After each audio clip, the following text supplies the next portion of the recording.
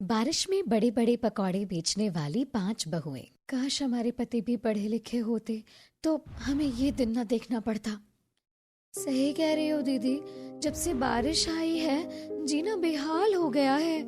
दीदी फिर से बारिश आ गई, देखो छत टपकना शुरू हो गई। वो दूसरा वाला भगोना वहां लगा दो, देखो वहां भी टपक रहा है। ऐसा कब तक चलेगा दीदी? भगवान सबकी परीक्षा लेते हैं, हमारी भी परीक्षा ही ली जा रही है। पांचों भाई दिहाड़ी के लिए घर से निकलने लगते हैं कि तभी अजय, राशन खत्म हो गया है, आज थोड़ा बहुत राशन लेते आना। ठीक है, अगर अच्छी दिहाड़ी मिल गई तो आज राशन लेते आऊंगा। फिर पांचों भाई तेज बारिश में दिहाड़ी के लिए जाते हैं। सारा दिन दिहाड़ी मिलने का इंतजार करते हैं।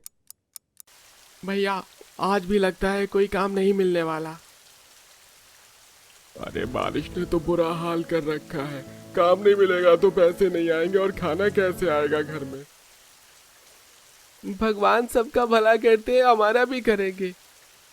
ऐसे ही पांचों भाई काम मिलने के इंतजार में तेज बारिश में बैठे रहते हैं। वहीं दूसरी तरफ बहुएं रूखी सूखी बनाकर घर वालों को चटनी रोटी देती हैं और बच्चों को तैयार करके स्कूल छोड़ती हैं। बारिश के कारण बच्चों के पूरे कपड़े भीग जाते हैं, जिस कारण स्कूल में सभी बच्चों का बहुत मजाक बनाया जाता है। सानिया, राहुल, ये कोई टाइम है स्कूल आने का? 2 बज गए हैं, स्कूल 12 बजे से शुरू होता है। अरे क्या हाल बना लिया है, पूरे भीगे हुए हो। 6 महीने से स्कूल की फीस भी नहीं भरी गई है तुम लोगों से।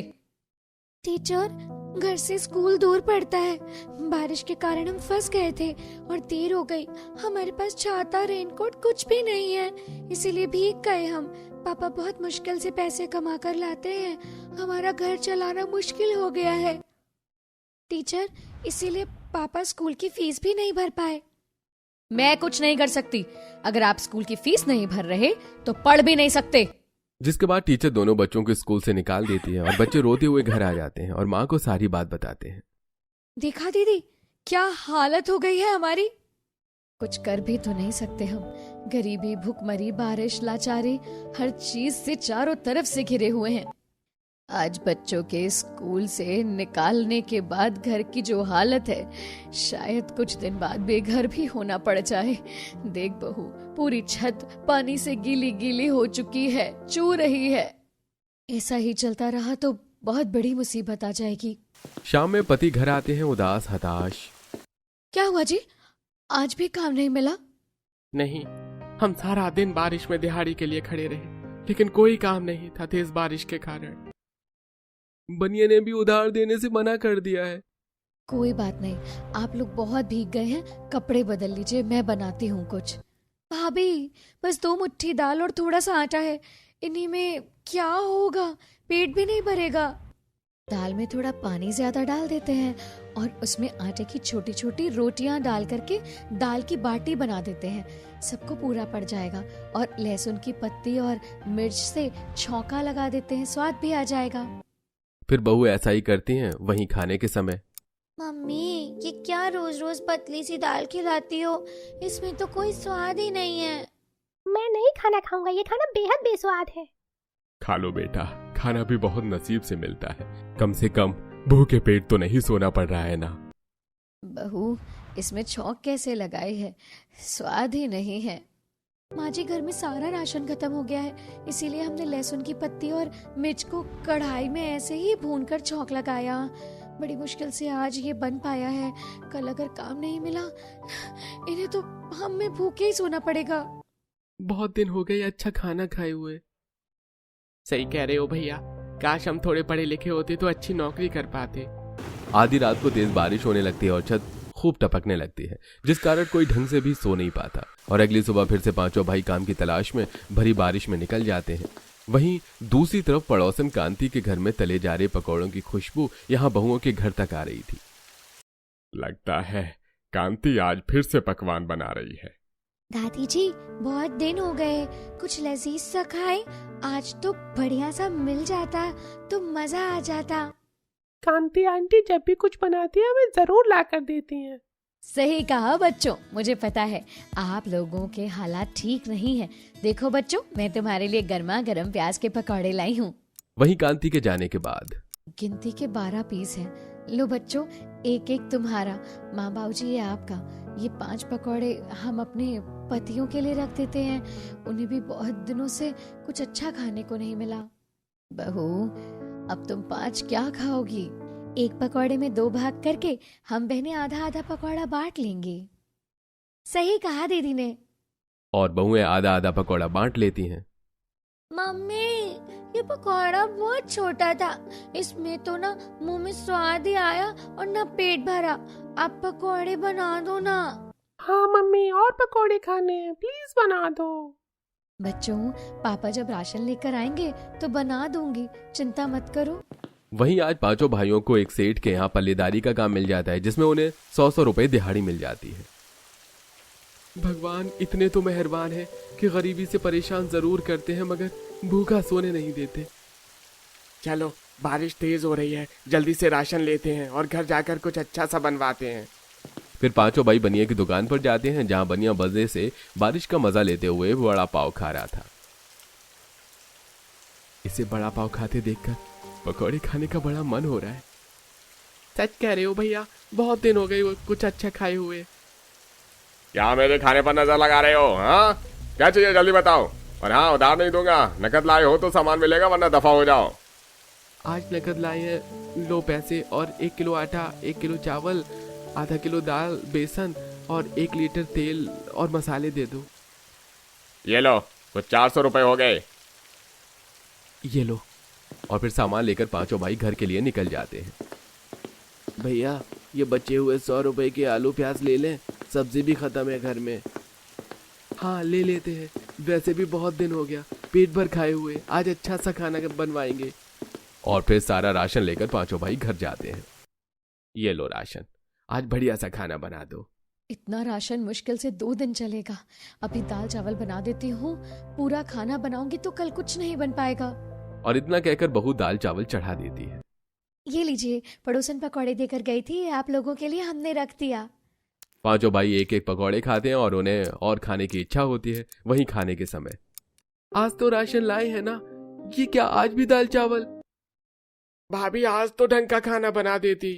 बना तो देते, लेकिन ये राशन मुश्किल से 2 दिन का ही है। आज अगर पूरा खाना बन जाता तो कल कुछ ना बन पाता। कुछ नहीं तो दाल चावल के साथ पकौड़े ही तल दो, बहुत मन है खाने का। हाँ, कम से कम एक टाइम तो ढंग का खाना नसीब हो।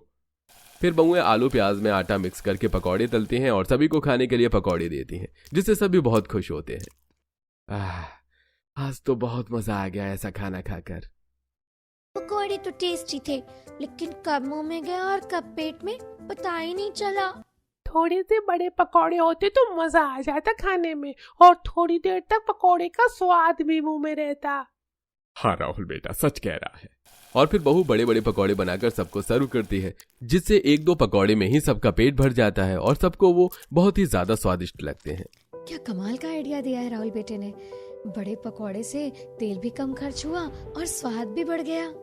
सभी उस रात पेट भरकर खाना खाकर चैन की नींद सोते हैं, लेकिन अगले दिन से फिर से वही हाल। पतियों को काम नहीं मिलता और रूखी सूखी खाकर मुश्किल से आराम कर पाते। हफ्ता बीत जाता है, पतियों को काम नहीं मिलता और बहुएं अब परेशान, घर कैसे चलाया जाए। बारिश में कोई अपने घर में काम नहीं देता, वरना लोगों के घर का चूल्हा चौका कर देती, फिर भी थोड़े बहुत पैसे मिल जाते। मेरे तो पढ़े लिखे होने का कोई भी फायदा नहीं। शहर इतना दूर है कि काम करने जाना पॉसिबल नहीं। बारिश में तो कोई कपड़े भी सिलवाने नहीं आता, वरना कपड़ों की सिलाई से ही थोड़ी बहुत कमाई हो जाती। सारी बहुएं ऐसे ही दुखी होती हैं। क्यों ना हम कोई बिजनेस शुरू करें? दीदी, छोटी, बताओ, सब पकौड़े का बिजनेस कैसा रहेगा? बारिश में अच्छी आमदनी होगी। आमदनी तो अच्छी होगी, लेकिन पकौड़े के बिजनेस में 10,000 से ज्यादा की लागत है। पहले आलू प्याज लाओ, तेल बेसन मसाले, फिर चटनी के लिए धनिया लहसुन और सारी सामग्री, फिर उसके बाद रेड़ी के लिए अलग खर्चा, जगह की टेंशन अलग। कैसे मैनेज होगा? दीदी सही कह रही हैं, बहुत खर्चा लगेगा और हमारे पास तो पैसे ही नहीं है। हमारा तो पेट भर खाना भी खाना मुश्किल है।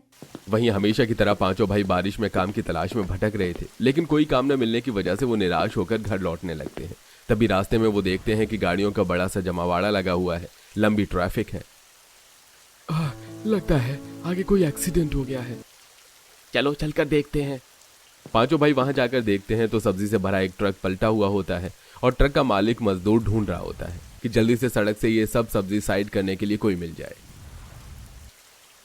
अरे भाई जल्दी से ये कबाड़ साइड करो, हमें जाने दो, पूरा रोड ब्लॉक हो गया है तुम्हारी लापरवाही से। अरे कोई मजदूर भी नहीं मिलेगा, अभी कैसे साइड करवाऊं ये सब। साहब हम है ना, हम पांचों भाई मजदूर हैं, क्या काम है बताओ। अरे ये जो सड़क पर सारी सब्जी दिख रही है इसे उठाकर कूड़े में फेंकना है भाई। लेकिन ये तो अच्छी है। अरे सब सड़क पर गिर गई है और बारिश में भीगकर इसमें काफी सब्जी खराब हो रही है। अरे ग्राहक को सड़क पर गिरा माल तो नहीं बेच सकते ना, बारिश में भीगने की वजह से ज्यादा दिन तक टिकेगी भी नहीं। ये लो 200 रुपए सब फेंक दो। फिर मालिक वहां से चला जाता है। पांचों भाई ये सारी सब्जियां अच्छी हैं और बहुत ज्यादा हैं। अब हम इन्हें ऐसे फेंकें या घर ले जाएं, क्या फर्क पड़ेगा? इसके मालिक ने तो फेंकने के लिए कह दिया है। हम इसे घर ले जाकर अच्छे से साफ करके बाजार में कल बेच देते हैं, कम से कम 2 से 3 हजार रुपए तो मिल ही जाएंगे। फिर पांचों भाई वो सारी सब्जियां पास में पड़ी एक रेडी की मदद से उठाकर घर ले आते हैं। अरे इतनी सारी सब्जी कहाँ से आई? एक ट्रक वाले की ट्रक पलट गई थी, ये सारी सब्जियां गिर गईं और फिर सब्जी के मालिक ने इन्हें फेंकने के लिए कह दिया, तो हम इसे उठा लाए और इसे फेंकने के उसने 200 रुपए भी दिए। अरे वाह, ये तो बहुत अच्छी बात है।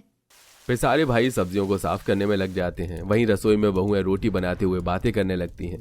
ये लोग सब्जी बेचेंगे तो केवल 2 से 3 हजार मिलेंगे, क्यों ना हम इसके पकौड़े बनाकर बेचें? दीदी, अलग अलग सब्जी के पकौड़े बहुत स्वादिष्ट बनते हैं और अगर हम पकौड़े बेचते हैं तो इसकी 4 गुना कमाई होगी। हम आराम से अपना बिजनेस शुरू कर सकते हैं, फिर हमारी परेशानियां दूर हो जाएंगी। सिर्फ सब्जी से पकौड़ा नहीं बनता, उसके लिए बेसन, तेल, मसाले लगते हैं और गैस भी। हम चूल्हा बनाकर लकड़ी की मदद से पकौड़े तल सकते हैं। बारिश में लकड़ियां बहुत भीगी होती हैं, जलेगी ही नहीं। दीदी, मिट्टी का तेल है ना, थोड़ा सा मिट्टी का तेल डालेंगे तो तुरंत जल जाएगी, जैसे हम खाना बनाने के लिए करते हैं। दिक्कत तो फिर भी है, सामान के लिए पैसे कहाँ से आएंगे? मैं सिलाई मशीन बेच देती हूँ, अभी तो इसका इस्तेमाल भी नहीं हो रहा है। अगर काम चल गया तो ऐसी 10 सिलाई मशीन आ जाएंगी। और फिर क्या, बहुएं अपना पकौड़े के बिजनेस का आइडिया घर वालों को बताती हैं। देखो आइडिया अच्छा है, लेकिन अब कैसे करना है ये तुम लोग देखो। भैया, हमें तो बस परमिशन चाहिए थी, अब हम देवरानी जेठानी सब संभाल लेंगे। बहुओं को परमिशन तो मिल जाती है, लेकिन चुनौतियां तो अभी शुरू हुई थी। जिया अपनी मशीन बेच देती है और उससे जो पैसे मिलते हैं वो उससे तेल, मसाले और बेसन ले आती है। ये लो, चटनी का जुगाड़ भी हो गया। दीदी, ये कहाँ से आया? पैसे तो तेल बेसन में ही खत्म हो गए थे। मैंने घर के पीछे धनिया, मिर्च और लहसुन के छिलके और डंठल फेंके थे। बारिश के कारण अपने आप वहाँ ढेर सारी धनिया, मिर्च के पेड़ और लहसुन उगाए हैं। पहली बार बारिश के कारण हमें खुशी मिल रही है, वरना बारिश ने तो इतने दुख दिए हैं, हमें तकलीफ दी है। फिर बहुएं जल्दी जल्दी पकौड़े बनाना शुरू करती हैं। वहीं जीवन पड़ोस में रखी टूटी हुई रेडी की मरम्मत करके उसे ठीक करता है, जिसके बाद बहुएं बाजार में पकौड़े बेचने के लिए जाती हैं। यहाँ तो पकौड़ों की 10 दुकानें हैं, हमारी दुकान नहीं है, कौन आएगा पकौड़ा खाने? दीदी सब्र करो, सब बढ़िया होगा, देखना कुछ देर में लाइन लग जाएगी। आओ आओ, पकौड़े खा लो, गरम गरम पकौड़े, खट्टी मीठी तीखी चटनी के साथ, लाजवाब सब्जी वाले पकौड़े। आप भी खाओ, पैक कराकर घर भी ले जाओ, बारिश में पकौड़ों का लुत्फ उठाओ। आओ आओ, गरम गरम पकौड़े खाओ। बहुएं मेहनत बहुत कर रही थी। इक्का दुक्का ग्राहक छोड़कर कोई उनकी दुकान पर नहीं आ रहा था। तेज बारिश में अब परेशानियां बढ़ती जा रही थी। दीदी, 1 प्लेट पकौड़े देना। ये लो भैया, तीखी मीठी चटनी के साथ गर्मा गर्म लाजवाब पकौड़े। लाजवाब। आप लोगों की मीठी बोली के साथ पकौड़े भी लाजवाब बने हैं, लेकिन ये मुंह में जाते ही गायब हो जा रहे हैं। इनका स्वाद बराबर मिल ही नहीं पाता। 1 और प्लेट दे दो, बड़ी टेस्टी है ये। तभी रीमा को रामू की बात सुनकर राहुल और सानिया की बात याद आती है। अगर मैं बड़े पकौड़े बनाती हूँ, आधा तेल लगेगा और स्वाद भी दुगना हो जाएगा। भैया, क्या आप 2 मिनट रुकोगे? मैं आपको थोड़ा डिफरेंट स्टाइल का पकौड़ा खिलाती हूँ। लेकिन मैं 2 प्लेट पकौड़े खा चुका हूँ, अब पैसे भी नहीं है। कोई बात नहीं, आप फ्री में खा लो, पैसे नहीं दोगे तो भी चलेगा, लेकिन खाकर जाओ। रामू बड़ा आश्चर्यचकित होता है। अरे बड़ी अजीब बात है, फ्री में पकौड़े दे रही हो? ठीक है। माँ पकौड़े में बढ़िया सी सब्जी की स्टफिंग करके उसे बड़ा सा पकौड़ा बनाती है और उसे बीच में कट लगाकर चटनी भरकर सर्व करती है। ये लो भैया, ये पकौड़ा ट्राई करो। रामू जैसे पकौड़ा खाता है उसके चेहरे का एक्सप्रेशन बदल जाता है। सारी बहुएं डर जाती हैं कि ये क्या हो रहा है, बड़ी जेठानी ने गड़बड़ तो नहीं कर दी। सब ठीक तो है ना? हाँ ठीक, अरे नहीं नहीं बिल्कुल ठीक नहीं है, ये तो बहुत ही बढ़िया है। ऐसे पकौड़े तो मैंने आज तक नहीं खाए। एक पकौड़ा 10 के बराबर और स्वाद 100 गुना ज्यादा। इसे खाने के बाद तो पानी छूने का भी मन नहीं कर रहा है। इसमें की सब्जियों का स्वाद ही लाजवाब है भाई। इसके बाद रामू 4 पकौड़े घर बांध कर ले जाता है और रीमा को उसके पकौड़े के पूरे पैसे देता है। ऊपर से पूरे रास्ते वो गाते हुए जाता है कि बाजार में बड़े पकौड़े वाली 5 बहुएं लाजवाब पकौड़े बनाती हैं। अरे बाजार की 5 बहुओं के हाथ के बड़े बड़े पकौड़े ना खाए तो क्या खाया भैया, जाओ जल्दी जल्दी जाओ भैया वरना खत्म हो जाएंगे, बहुत लाजवाब है। और फिर क्या, धीरे धीरे रेडी पर बहुत ही लंबी लाइन लग जाती है। बहुएं बड़े बड़े पकौड़े बनाती हैं और लोग चाव से खाते हैं। अरे दीदी, आपके पकौड़े तो बहुत स्वादिष्ट हैं। ऐसा क्या है कि आपके यहाँ इतनी लाइन है दूसरों के यहाँ से?